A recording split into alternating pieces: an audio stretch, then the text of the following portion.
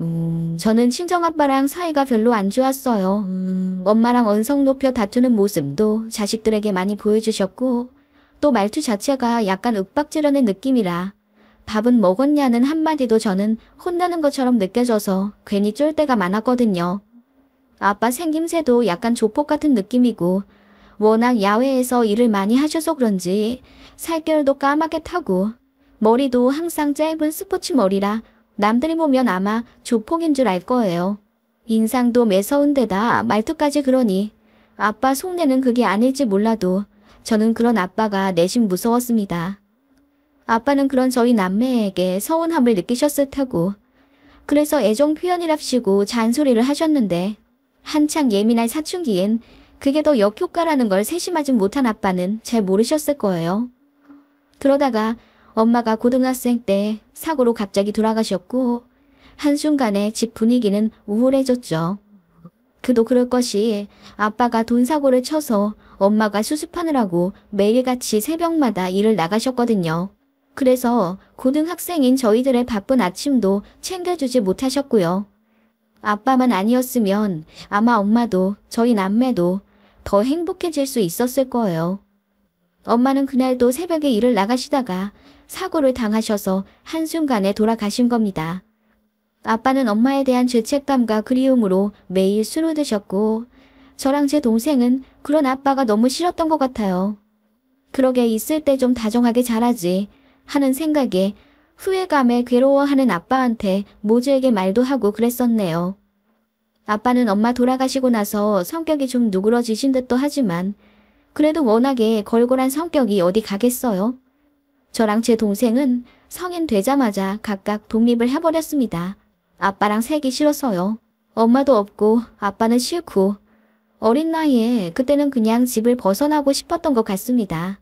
남동생은 바로 군대에 가서 말독을 박았고 저는 집이랑 멀리 떨어진 어느 지방 전문대에서 치위생 공부를 했어요. 거기서 기숙사 다니며 알바도 하고 그렇게 졸업하자마자 취업해서 나름 잘 살고 있었습니다. 아빠한테는 1년에 2번 정도만 찾아갔어요. 엄마가 돌아가신 이유가 아빠라는 생각에 쉽게 용서도 되지 않았고 어린 마음에 아빠랑 연을 끊고 싶단 마음도 있었습니다. 그래도 큰일 겪고 또 나이도 많이 드신 아빠는 예전보다 많이 약해져 있었어요. 말투도 조금 누그러졌고 또 저희 남매한테도 미안하다면서 전에 없이 사과하는 모습을 보이기도 했었죠. 나름 노력하는 아빠 덕분에 저희 남매도 조금씩 마음을 열며 전화통화도 하고 전보다는 아빠를 자주 보긴 했지만 그래도 서먹한 사이인 건 어쩔 수가 없었어요. 그러다가 제가 결혼을 하게 된 거죠. 저는 나름 열심히 모은다고 모은 돈 5천만 원을 가져갔고 남편은 모아둔 돈이 거의 없었어요. 그래도 시댁이 주유소로 돈을 잘 버는 집이라 금전적으로 여유가 있어서 저희 부부 신혼집을 해주셨습니다. 그때 당시 2억 5천인가 그랬던 것 같아요. 너무너무 감사하게 받았습니다. 나름대로 보답 인사드린다고 여윳돈 끌어모아 시어머니 명품 가방도 사드리고 선물도 많이 해다 바쳤는데 그래도 어머님은 절 마음에 안 들어 하셨어요. 친정엄마도 없이 자라서 뭘 배웠겠니? 집이 잘 사는 것도 아니고 이래저래 기우는 결혼이지. 남들 보기에 창피해서 나는 결혼식 때 하객들도 많이 안 부를 거다. 라고 하시더군요. 시어머니도 참 직설적으로 말하시는 성품이었는데 그런 식으로 결혼 전부터 제게 상처를 참 많이 주셨습니다. 그럼에도 불구하고 파혼을 할 수 없었던 건 속도 위반이었기 때문이었어요. 남편은 그래도 우직하고 따뜻한 사람이라 늘 제 편을 들어줬고 저는 남편 하나 믿고 결혼을 진행할 수밖에 없었습니다. 그때 제가 좀 어리기도 했었거든요. 어머님은 그렇게 툭하면 저를 구박하시며 뭘 해도 마음에 안 드는 며느리라고 눈을 흘기셨고 특히 돈 문제로 저를 너무나도 많이 서럽게 하셨습니다. 남편은 부모님 사업을 도우며 한 달에 600만 원 정도 가져오고 있었고 저는 치과 다니며 250만 원 정도 월급을 받고 있었습니다. 어머님은 제가 남편의 반도 못 번다면서 무조건 애 낳기 직전까지 일하라고 윽박 지르셨어요. 진짜 너무 서러웠지만 어디다 말할 데도 없더라고요. 친정엄마는 하늘에 계시지 아빠랑은 이런 일로 고민 털어놓으며 울만한 사이도 안 되었고요. 남동생은 군대 일로 바쁘고 친구들한테도 말하기가 내 얼굴에 침 뱉기 같더군요. 시댁이랑은 게다가 차로 10분 거리입니다. 그냥 같은 지역에 살고 있으니 반합가나 다름이 없었어요.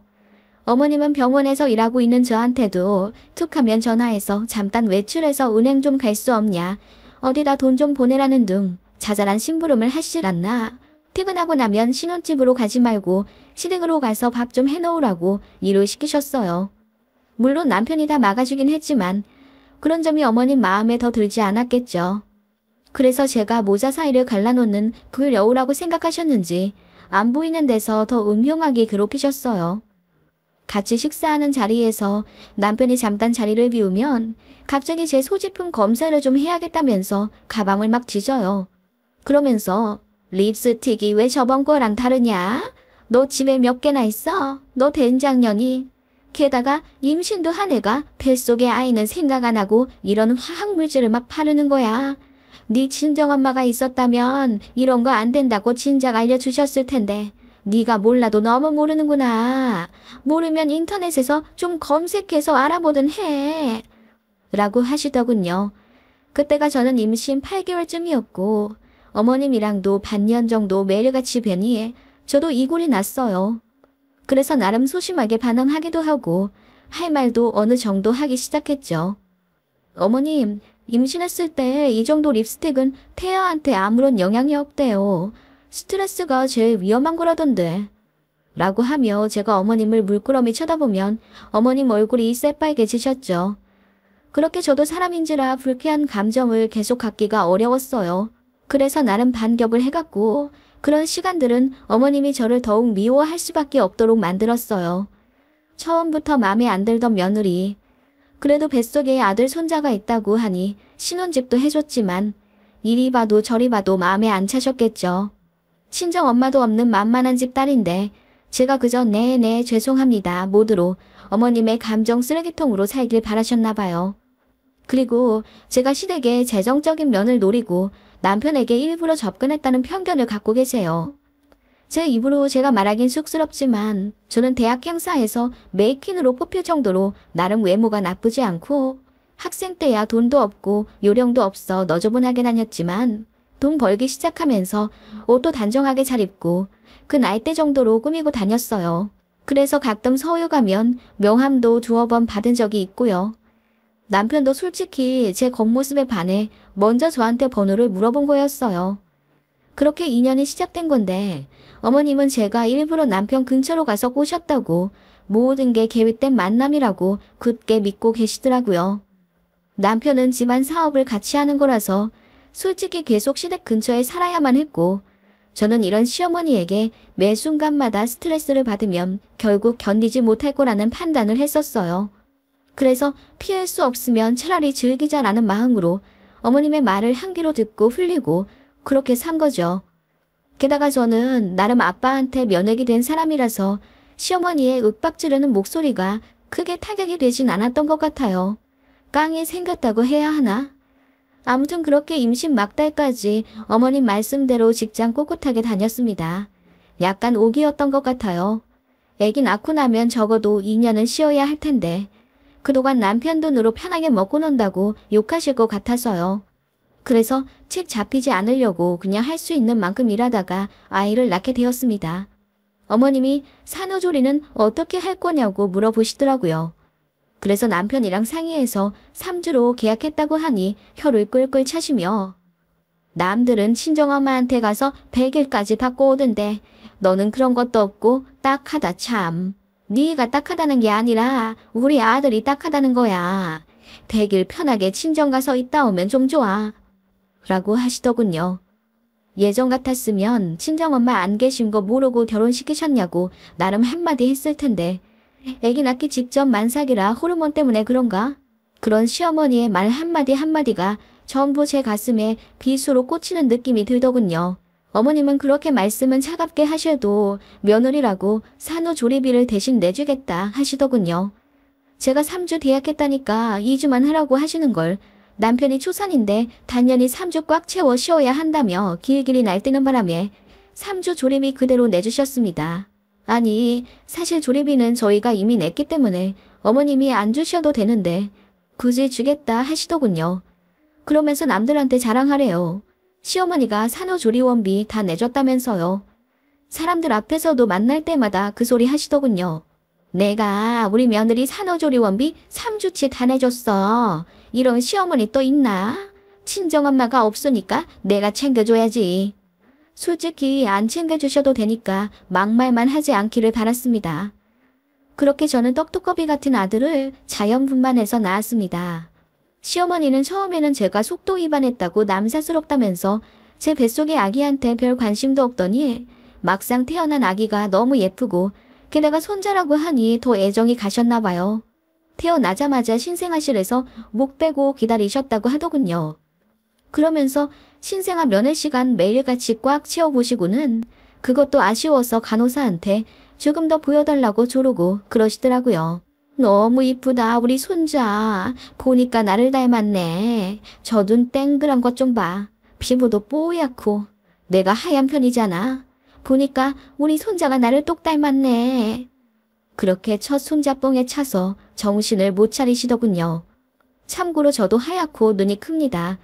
게다가 제 아들이요. 그때나 지금이나 저랑 판박이에요. 보는 사람마다 다 제 남자 버전이라고 놀릴 정도인데 어머님 하나도 안 닮았거든요. 저희 친정아빠는 저 진통 올 때부터 사위한테 10분에 한 번씩 전화해서 걱정하시더니 결국 한달음에 병원에 오셨어요. 제가 아이 낳고 나면 그때 오셔도 늦지 않는다고 했거든요. 솔직히 아빠처럼 무뚝뚝한 분이 딸이 아이 낳는다고 발을 동동 구르진 않을 거라고 생각했어요. 기대도 안 했거든요. 그런데 제가 진통하는 내내 아빠는 제 남편보다 더 힘들어 하셨습니다.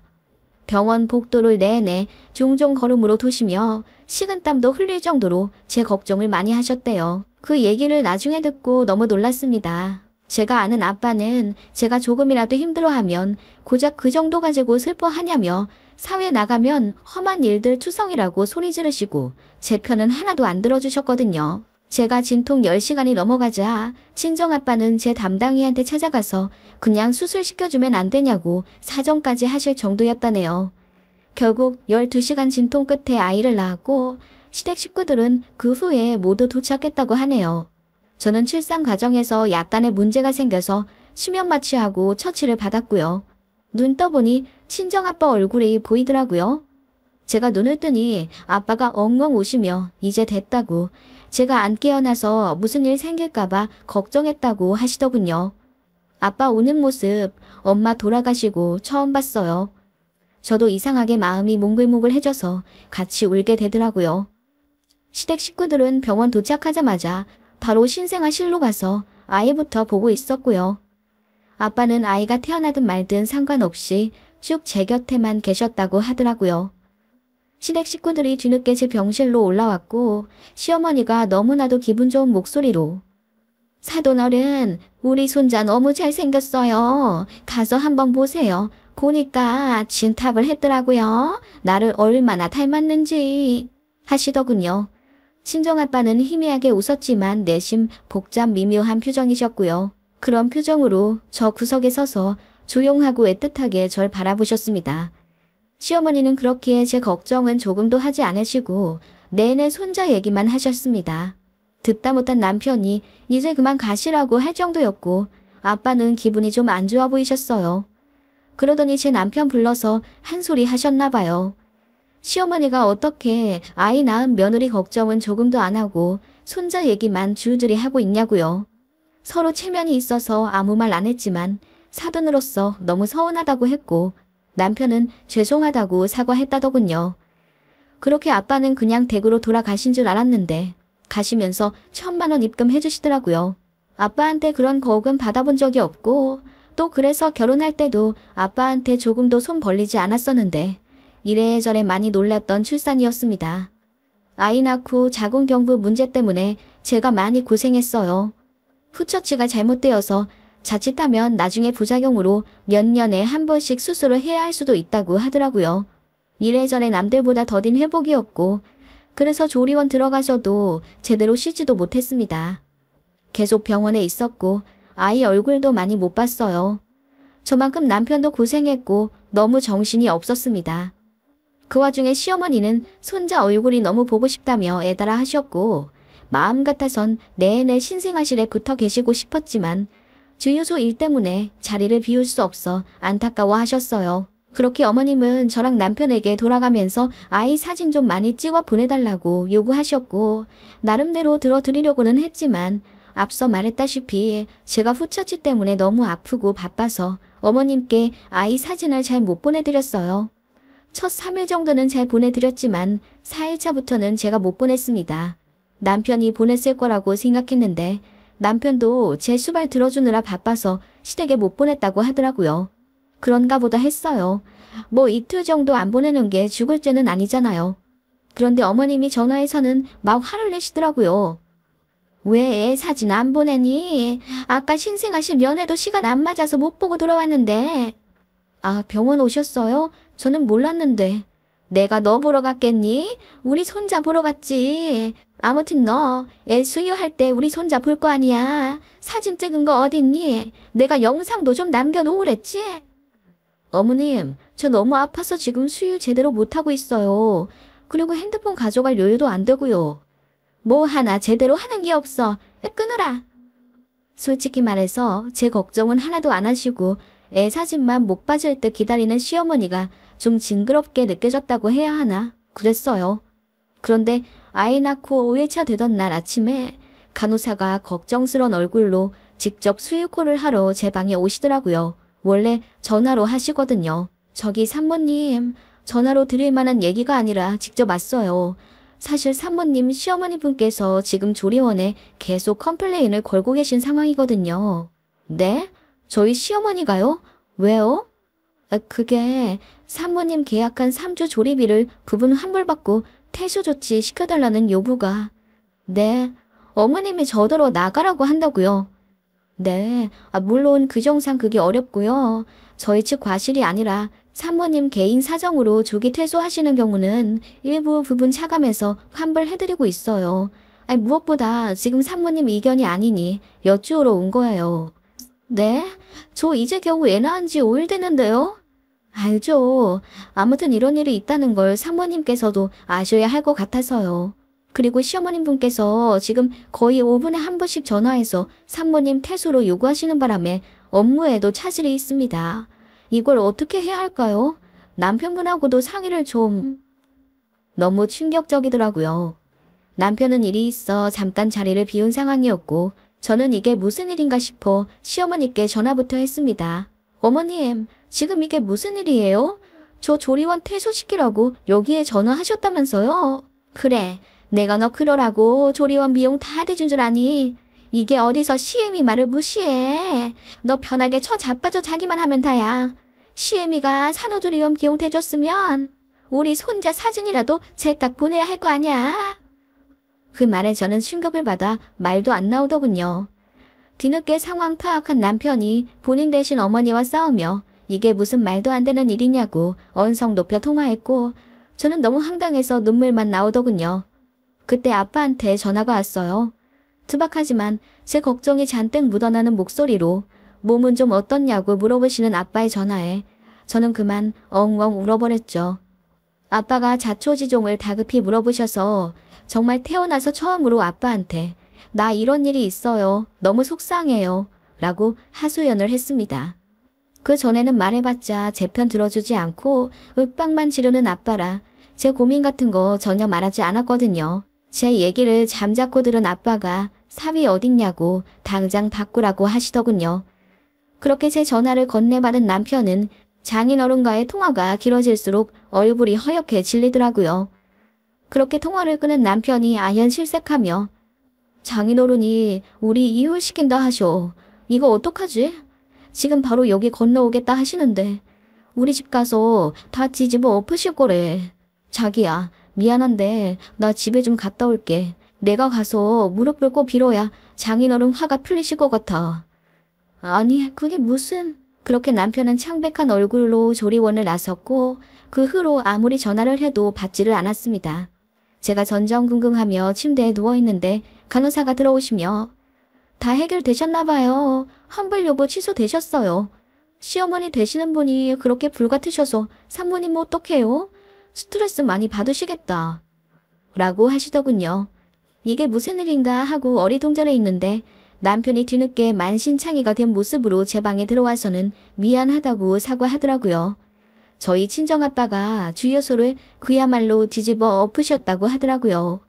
친정이랑 저희 시댁은 2시간 반 거리인데 얼마나 분노의 질주를 하셨는지 1시간 40분 만에 도착하셔서는 산후조리원 3주치 비용인 400만 원이 들어있는 돈봉투를 던지시고는 소리를 고래고래 지르며 우리 딸 이혼시키겠다고 하셨다네요. 황급히 시어머니가 이게 무슨 짓이냐고 맞서 싸웠지만 저희 친정아빠는 그 특유의 우락부락한 표정과 호랑이 같은 목소리로 누가 감히 우리 딸 산후조리 하는데 방을 빼라 말아요.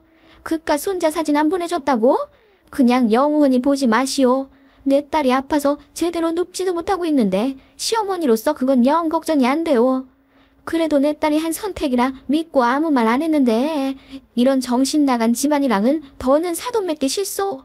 내 딸 힘들게 하는 사람은 그 누구도 용서 안 하오. 하시며 당장 딸 이혼시킬 거라고. 그리고 손자도 당신께서 애지중지 키우겠다며 큰 소리를 치셨다네요.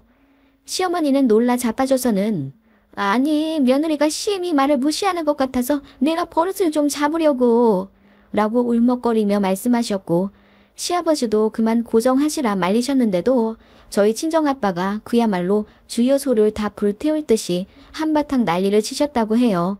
게다가 손자를 안부해주겠다는 말에 시어머니가 거의 기절할 듯 안 된다고 애원하셨고 급기야 무릎까지 꿇으며 비셨다고 하더라고요. 저희 친정아빠는 그렇게 시어머니한테 앞으로 며느리 잘해주라는 신신당부를 하시고 당신 딸이 속상하다는 말 듣는 즉시 데려올 거라고 신혼집 해준 거 필요 없고 친정아빠 집을 딸이랑 손자한테 넘겨줄 거라며 소리를 고래고래 지르셨다더군요. 그렇게 한바탕 난리를 피운 후 아빠는 사위에게 딸 잘 부탁한다고 한마디 하시며 돌아가셨댔어요. 듣는 순간 눈물이 비오듯 쏟아지더군요. 아빠는 단 한 번도 저에게 애정 표현을 따스히 하신 적도 없고 제 편을 들어주신 적도 없으세요. 그런 아빠가 미워서 기대고 싶지도 않았고요. 사실 생각해보면 아빠가 평생 그리 살아오던 성격과 말투를 한순간에 고치기가 쉽지 않으셨겠죠. 그리고 엄마가 죽은 게 아빠 때문이라는 죄책감은 자신이 제일 괴로워하며 느낄 것 같은데 저는 그저 원망할 줄만 알았지 아빠를 위로해줄 생각은 못하고 있었던 것 같습니다. 그래서 아빠의 다른 면을 보지 못했고요. 아빠도 나름대로 손을 내밀어 저와 제 동생에게 용서를 시시때때로 비셨지만 저희는 불편하다는 이유로 외면했던 거고요. 아빠는 혼자 되신 이유로 주변에서 재혼하라는 권유도 많이 받으셨지만 저랑 제 동생한테 미안해서 아무도 안 만나고 혼자 살며 일만 하셨어요. 그게 자식에게 무뚝뚝한 아빠의 유일한 표현이었을 텐데 저는 그저 저만의 감정에 집중하느라 아빠의 다정함을 보지 못했던 것 같아요. 뒤늦게 아빠의 사랑을 깨닫고 몇십 년간 쌓아왔던 벽을 완전히 부셔버렸습니다. 시어머니는 뭐 드라마처럼 바로 저에게 사과하지 않으셨어요. 태어나서 그렇게 무서운 사람은 처음 본다며 사돈한테 너무 놀라고 상처받았다는 골맨 소리를 하셨지만 그 이후로 저에게 그 어떤 잔소리도 하지 않으셨고 제 눈치를 보시더라고요. 제가 싫어할 만한 일은 먼저 안 하셨고요. 그래서 스트레스 받을 일이 거의 없었습니다. 아빠랑도 외손주 데리고 간다는 핑계로 친정에 자주 가게 됐어요. 처음 보는 아빠의 모습이었습니다. 호랑이 같은 무서운 모습은 어딜 간 건지 제 아이한테 아주 간드러지는 목소리로 다정하게 대해주시더라고요. 아마 자식한테는 차마 못해줬던 것들을 손자한테는 마음껏 표현해 주시려는 뜻인지 아빠는 그렇게 제가 그리도 바랬던 모습으로 변해 계셨습니다. 지금 제 아이는 초등학교에 들어갔고요. 따라서 이 일은 10년도 더 전의 일입니다. 남편은 시댁에서 독립해 따로 사업을 하고 있고 자연스레 저희도 지금 시댁이랑 멀리 떨어져 살고 있어요. 시어머니한테 스트레스 전혀 없고요. 가끔 친정아빠 모시고 여행 여기저기 다니며 아무 걱정 없이 너무나도 행복하게 잘 살고 있습니다. 그때 조리원에서 있었던 일 생각만 하면 저는 아직도 가끔 눈물이 나요. 아빠 덕분에 행복해진 것 같아 너무 감사합니다.